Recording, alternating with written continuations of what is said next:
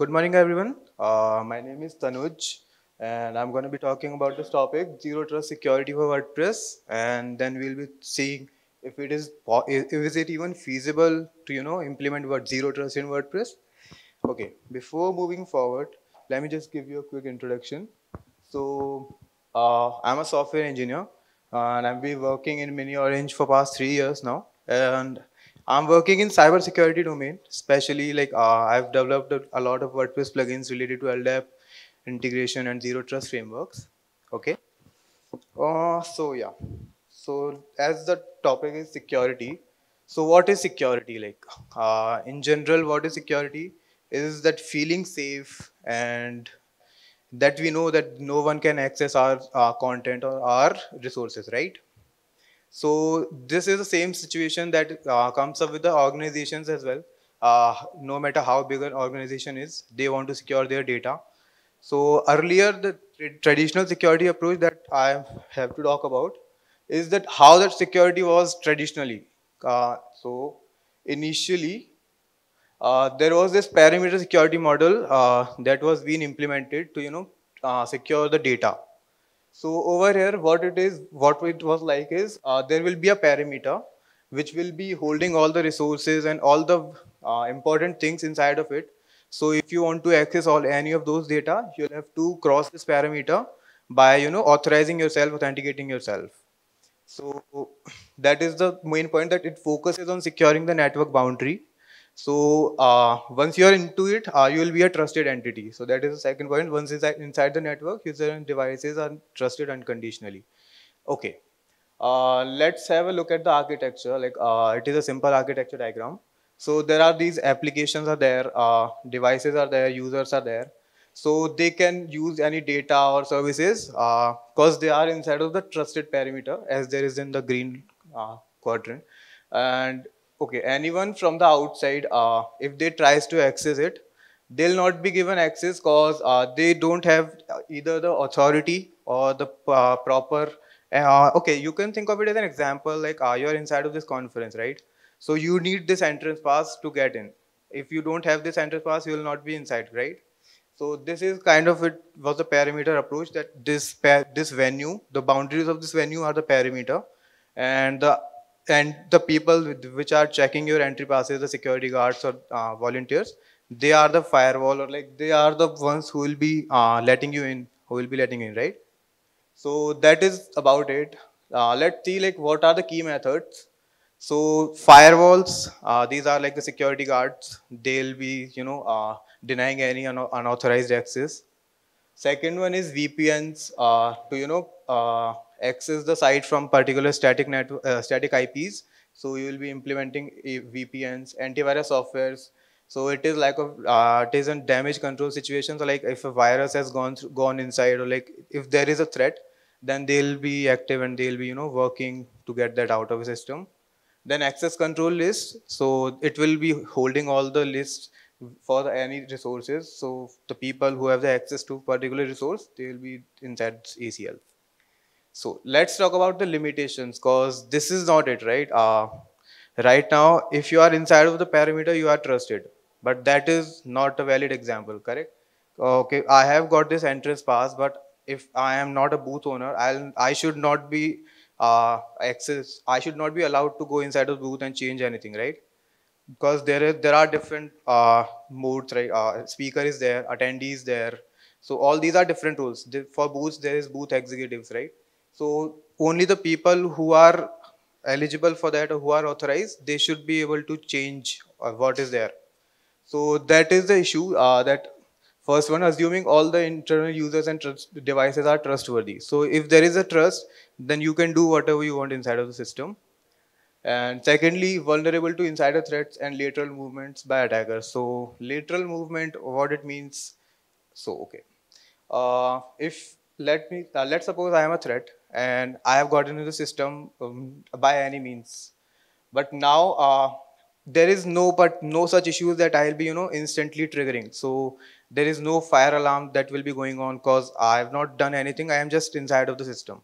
So I'll slowly move around, and I find what are the weakest points or what are the vulnerable points of that architecture and then hit it, and that will be a lateral movement. It's not like that I instantly got in and I just poked it everything. So that is not detectable afterwards, because if you are doing it instantly, then there are methods you can instantly work upon it. And third one is modern challenges like cloud computing and remote work. So if you see this parameter, right? So how would you put that parameter if there is a work from home? Because after COVID, there is no such parameter that you can draw, and everyone in the organization that will be inside of this particular parameter, correct? So for that, you need some better mechanisms to verify the authorized people and let them into the system based on their authority and authentications. So for that, let's try and like how this can be breached. Okay, so this is that old parameter. By any means, like I found the credentials for the particular system. Uh, okay, so as you all know, like password stealing is not that big of a task now. Like there are a lot of attacks, correct? Anyone would like to let me know any password phishing attack? Yes. Anyone? Sorry. Okay. There is okay, the easiest attack is a brute force attack, right? You will be trying different passwords, and given the computing power that today's computers have, that is not a big of a task, and it will be completed within a day. So yeah, that is what happens here. Like they've got the password and they've got inside of the system, and they are inside the trusted parameter now. So they are as authorized as the other users, devices, and applications. So they can make a mess out of it. Yes. Yes. So okay. So what is the modern security approach? Like what improvements we can do there? Firstly, if you'll see that person, if he's inside of that parameter, there is no particular verification is there. Like they'll be verifying it if he's a person who's authorized to some operation that he's asking for. So given that same example for the booths, so you need to check if I am a booth owner, right? If I have that booth owner or booth executive written on my pass, then only I should be given access. But that will not be happening here. So in for that, this zero trust architecture was deployed. But okay, so it's not a fancy framework or it's not some new technology or product that you'll be purchasing and implementing it. It is a security practice, so you'll have to implement it by yourself and step by step. It's not like you'll just deploy it and all of it is done. So, okay, so let's have a look at the core principles of it. First one is never trust, always verify, right? As the name suggests, there will be no trust. So by default, you will not be trusted at all. You are as strange as other person and the rest of the world. So you are there. You'll have to verify yourself first. And before every operation, no matter what operation is, you're trying to upload a file, you're trying to download a file, or you're trying to make some modification in the content. Anything you're doing on the site or the system, you'll need to verify that. So how will it be verified? That will be through your privileges. So every different user will have different set of privileges that they have, right? There are different roles and there are different modes that you can, specify these privileges on. So this is a least privilege access. So if I am an attendee, so I should be given access as much as I'm attendees. So what is the access? Like I'll be just roaming around. I'll just have a look at the booths. I can attend sessions, right? But I cannot go inside of the booths. So that is a privilege, least privilege that you will be given the as least access as is possible to complete that task. Okay. There is this rule-based access control that I already covered. Yeah. Then there is continuous monitoring. Uh, okay, in perimeter security, I didn't mention anything like monitoring, right? So you can do what you want. There is no stopping. There's no one stopping you, and there is no tracking of it as well. Over here, every move that you'll be making, every access attempt that you'll be making, that will be tracked, and that will be real-time activity tracking. And in case there is some suspicious activity that is being detected on your end, it will instantly notify the administrators or the person who are responsible for the security of the site, and there will be an action taken accordingly. So they'll not wait for to you to some put some malicious threats inside. If there is some suspicious activity as well, you'll be denied access, or like there will be some consequences that will be decided depending upon the situation. So the last one, the assume breach. Okay, so it is a proactive approach compared to the antivirus software in the perimeter security. Those were the damage control situations. So like if there is damage has already happened and I'll be controlling the damage. But over here, it is a proactive approach, and it is the prevention, that we are preventing the damage from happening. So we are detecting the threats beforehand, if there is any, and proactive response. So if there is any threat detected, and we'll be responding to it proactively. So it minimizes the defense, and in most cases it prevents it from happening. Okay. Let's have a look at the architecture. So in the center, this is like a zero trust security mechanism. So, okay, so whatever request or whatever process is happening inside of this center part. Okay. Uh, okay. Let's see if like users, device. So all of them tries to access something, right? If users are trying to some access some data, so first of all, that request will be verified with the mechanism. If that is successful, then they will be given the access. Otherwise, they'll be denied, and they'll not be move forward with it. Same goes for devices, applications. But in case of threat, like they don't have the specific authorization to perform that particular operation, so they'll not be getting some access. Yes. So okay, what goes inside of it? I'll be discussing it in the next slides. Like how exactly are we verifying every attempt, or how can we do that? Okay. Cool. Let's compare this zero trust with the perimeter model that was earlier implemented. So given the trust scope, so in case of perimeter model, all the internal users were trusted, right? There was no condition put on this. And in case of zero trust, it trusts nobody. Access control, in case of perimeter, the access was given to the broad level on a broad level basically. In case of zero trust, it is a least privilege, that privilege that you required. Next one is internal threats. So perimeter security is highly vulnerable to internal threats, as we talked about, right?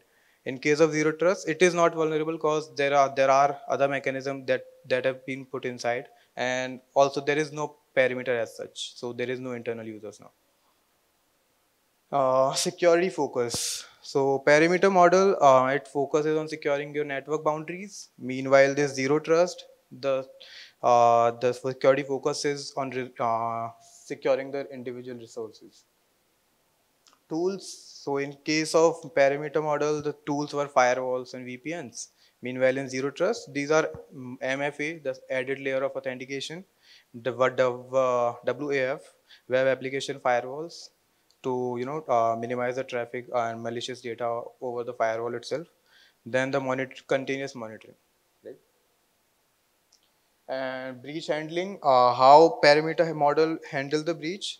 They are putting the antivirus software, so it is like a damage control situation. Meanwhile, the zero trust, it is a prevention of damage, so it is a proactive approach. Why WordPress needs zero trust? Okay, so all of you are familiar with WordPress, right? I guess because I have put that in the title, so all of you are knowing WordPress.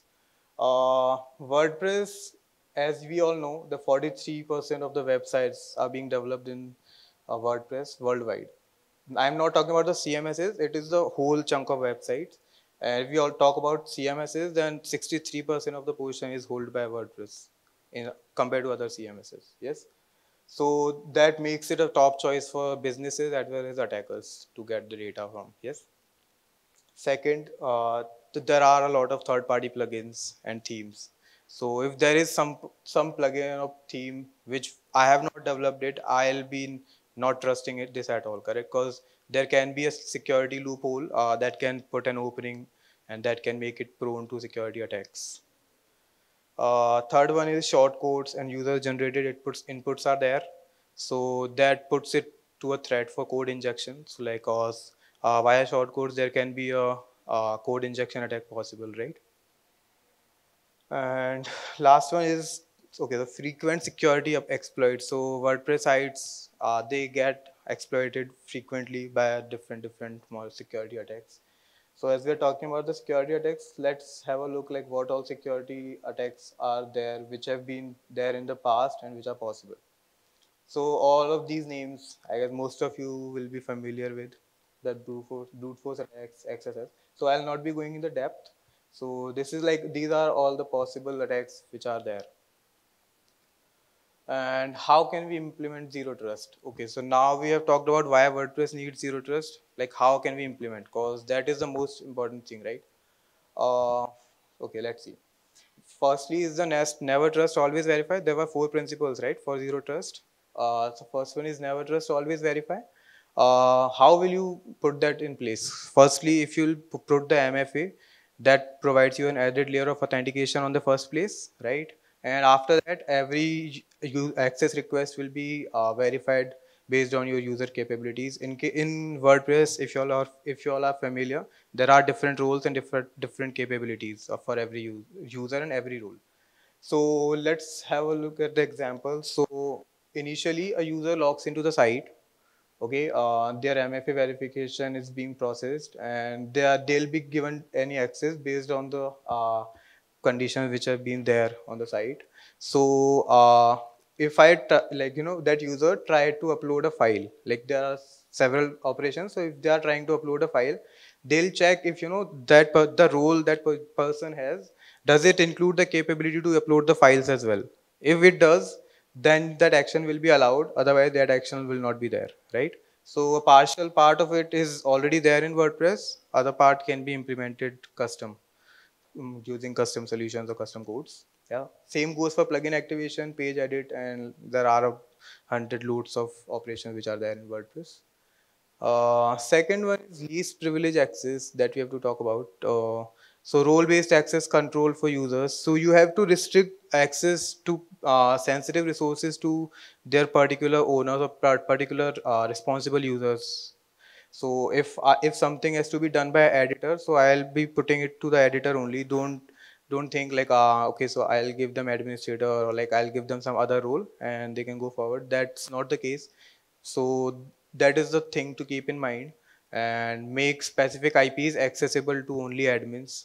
So cause on a site, like there are some sensible informations. So put them, you can restrict them based on IPs. So your admin's IP, only they can access that data and make those changes whatever they want. Okay, the third one is continuous monitoring. There are a lot of tools for that. Continuous monitoring, that you can track every activity of the user. So that will give you a brief of activity logs, and you can go into the details as well.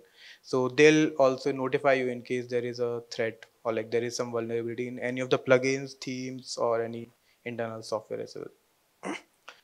Deploy real-time monitoring tools. Okay, sir, that is it. Network securities. So implementing firewalls, that is a basic answer. CDNs for traffic filtering, so that you can mitigate DDoS attacks. And there are a lot of malicious attacks which are there, which can be handled by CDN itself. And then use HTTPS for data encryption, so that your data has been transported in a secure way and in encrypted way. Okay, let's have a look at the real life example. Like I'll just quickly take a scenario. So let's assume there is a WordPress based e-commerce site. So it has a lot of products. Different products will be there, and it will be having different users. There can be admins, vendors, customers, and different possible roles, right? So you have to implement this kind of framework over there. So what you can do, as we talked about the MFA. So MFA you can always put for the login for all the admin users or any other users, and keep verifying capabilities. That is the first solution. So that stays that way. Least privilege access. So like as we mentioned, there are different rules, like vendors are there. Okay, so vendors will, there will be a lot of vendors will for different products who will be advertising their products over there, right? So you can restrict their access, so that I am a vendor of something, so I can go and edit the details of that particular product itself. So I'll not be having access to any other products, correct? Continuous monitoring, so I can put some third-party plugins, because WordPress by default doesn't provide any monitoring. And network security layer, so web application firewall and CDNs. So if they are both combined, they can prevent DDoS attacks, and they can prevent that it is the traffic filtering will be there. So those site downtime will be low and loading time will be fast because CDNs will be taking care of it. And there's real rate limiting is there. So in case there are a lot of attacks, so yeah, same goes for this. DOS attack is also there. So basically, what what comes out of it is the data breach risks are reduced, and the network downtime is reduced, and security for customers, so they can work freely and they can make all these purchases. Okay, so let's talk about its feasibility, because okay, we talked about like there are a lot of plugins and they can be done. How feasible is it? Like, are there tools available, and what will be the cost, right? So firstly is the tools availability. MFA tools are there. So MFA plugins will be there, role-based access. So all for all of them, there are separate different various of plugins over the WordPress. So that is a positive part of it. So like you don't have to work too much to implement this. Okay. Challenges, as we have a lot of plugins, there will be a challenges like how will be integrating them, because there will be a compatibility issues, and then there will be a issue that because a lot of hosting providers, they all of them have different conditions. So some plugins or some themes does not obey to that, so you have to manage all of it, so that will be a challenge. And the cost factors, cause if you'll be getting these plugins and hosting platforms, so those are costly, so you'll have to take that into consideration as well. Maintenance needs, so cause if you have all these, so continuous monitoring, it will take out a lot of resources from your system. Okay. And that will put a challenge for how you manage your resources. Okay, last one is the user experience. Cause if you have put in the MFA, so MFA will be there. So it's not as smoothly for the people to go in and put their MFA, put their passwords and then their OTP or some other second factor. So that makes users' life a little complex. So basically, that there is a simple trade-off between a user experience and the security. So you'll have to find the right balance to make it secure as well as best possible way make the experience better for the user. So there is a simple configuration. Okay, cool. So let's look at the key takeaways, which what we guess here. So firstly, it improves the security, as that was the main target of us. Okay. Second one is implementation depends on size and resources of sites. So okay, it's not that I mentioned. If you are a small site, that you will not be having the large resources. So the cost and implementation time, that completely depends on the site size and how many users and how many resources are there.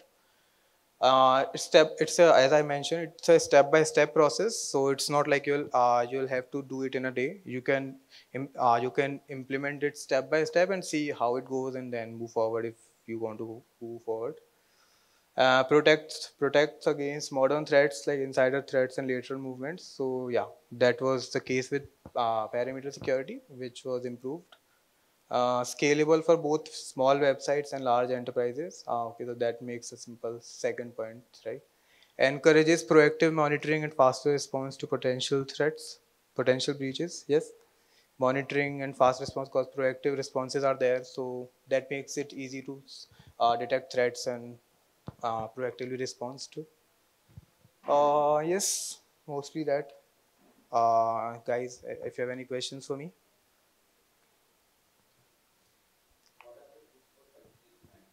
Okay, so there are tools like if you talk about there is WordFence tool which is there. From our user management tool is there, which we provide from WordPress. So that gives you a live activity tracking. So you can see which user has logged into the site, which user have editing, like all the logs will be there, and there are a lot of or more possibilities that can be added to it.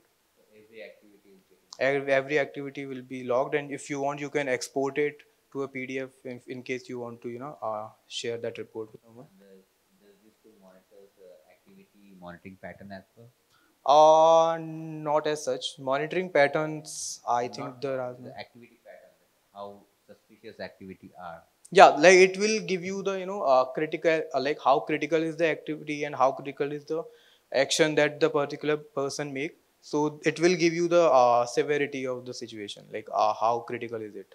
And is that severity configuration definition is configurable? That what should I call as a severity? Yes, you can configure as well, like what kind of threats you want to put it in the high secure, highly critical, and what you want it in the low. So like it's up to you. Like you can configure it depending. And the threat modeling is a continuous process, or it just start It off? it is a continuous process. It keeps on going. That's why I mentioned like the resources, cause it will take out of your resource. It will take out a lot of resources, cause it will keep going in the background. Cause your site will not be down, right? It will be up 24/7. So is the monitoring. Threat modeling is another static process, right? It's just you just assess, you have to mimic the threat and see how vulnerable that threat is going to be. What Sorry. threat modeling is actually it's like a brain exercise that you mimic the threat and just try how vulnerable that threat going to be, what kind of risk it will have. Yeah. So it changes over the time. So Hmm. earlier there it wasn't a threat, but now it has become a threat. The lateral movement that I Later mentioned. movement, yeah. Yes. So that's a. Is there any tool for that too, or? Not as of now. Like, there will be a tool like in our WordPress team. Like, there is a user impersonation kind of a plugin will be there. So that will take care of the, all those kind of situations. Like, you can impersonate any of your user you want, and you can put some suspective activities so that if you can debug all of them on your admin's case. Okay. So there is a C2C. I don't know if anyone has question. I'm just Yeah, grabbing. no problem. Go ahead. If the company to company is there now, this is company to C2B, right? It's users actually using the WordPress, right? Hmm. In this model, but there are two companies are collaborating. So threat is where is the more means having one customer controlling all the data that trust boundary what you are shown towards the one customer or shared between the customer. It can be anywhere, right? Like whoever is there accessing the site, they can be a threat. Okay, So they have to verify themselves. they have to No matter verify. no matter what you are, like if even if you're an administrator or a simple subscriber, all of you have to verify your identity and authority first before making some changes. Okay, all right, thank you. Yes. Okay. So anyone, any questions? For anomaly and threat detection, which tool or Sorry. for anomaly and threat detection, which tool or plugin you suggest for WordPress for Uh, continuous threat detection that and I mentioned, right? WordFence, like sorry, WordFence. WordFence? Yeah. Okay, So thank you. it gives you all those possible threats, Oh, thank you. and there are more. You can surf Google for that, Okay, and thank you'll find a lot of solutions. Okay. Cool. Thank you guys. Thanks for attending. You can share your feedback over here, and yeah, I'll really appreciate it. Thank you for being a great audience.